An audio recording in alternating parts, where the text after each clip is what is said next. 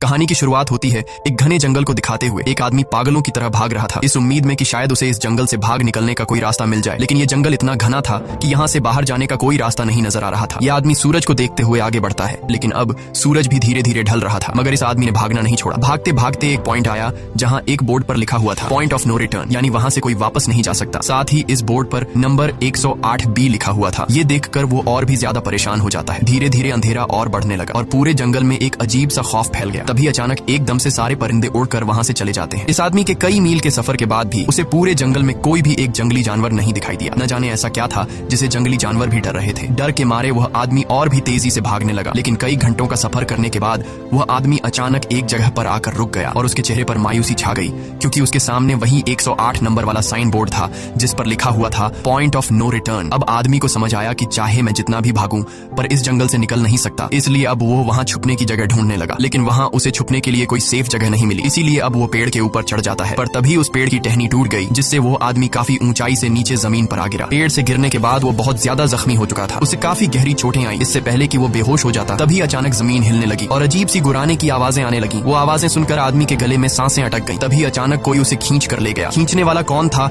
ये नहीं दिखाया गया, लेकिन हमें उस आदमी की दर्द भरी चीखें सुनाई दी गई। इस इंसिडेंट के 6 दिन बाद हमें शहर में मीना नाम की एक लड़की को दिखाया जाता है जो एक बर्ड शॉप में काम करती है। तभी उसका बॉस आता है और मीना को एक गोल्डन पैरेट को शहर से दूर एक जू में डिलीवर करने का ऑर्डर देता है। मीना बॉस की बात को मानते हुए अब उस पैरेट को डिलीवर करने जाती है। मीना गाड़ी में बैठकर अपने मोबाइल में उस जू का लोकेशन सेट कर लेती है और अपने सफर पर निकल पड़ती है। शहर से बाहर निकलने के बाद वो एक बोर्ड पर बहुत सारे लोगों के मिसिंग फोटोज देखती है, यानी वहाँ पर कई सारे लोग गायब हो चुके थे, लेकिन मीना उन पर ज्यादा ध्यान नहीं देती और आगे बढ़ने लगती है। आगे बढ़ते दौरान मीना शॉर्टकट लेते हुए जंगल के रास्ते से गुजरती है ताकि वो जल्दी से इस पैरेट को जू तक डिलीवर कर दें, और वो पहुंच गई जंगल के बीचों बीच। ये वही जगह है जहाँ हम पहले एक आदमी को गायब होते देख चुके हैं। वहाँ आकर मीना बुरी तरह से फंस चुकी थी। वो अपने मोबाइल पर मैप देखती है, लेकिन वहाँ मोबाइल के सिग्नल नहीं आ रहे थे और उसके कार का रेडियो भी काम नहीं कर रहा था। मीना अब वहाँ से वापस निकलने लगी, लेकिन अब उसे वहाँ से बाहर निकलने का रास्ता समझ नहीं आ रहा था। थोड़ी देर बाद मीना की गाड़ी भी खराब हो गई। मीना गाड़ी से बाहर निकलती है और उसे सामने लगा हुआ वही पॉइंट ऑफ नो रिटर्न वाला बोर्ड दिखाई देता है। मीना को कुछ समझ नहीं आता, इसीलिए वो पैरेट के पिंजरे को हाथ में लेकर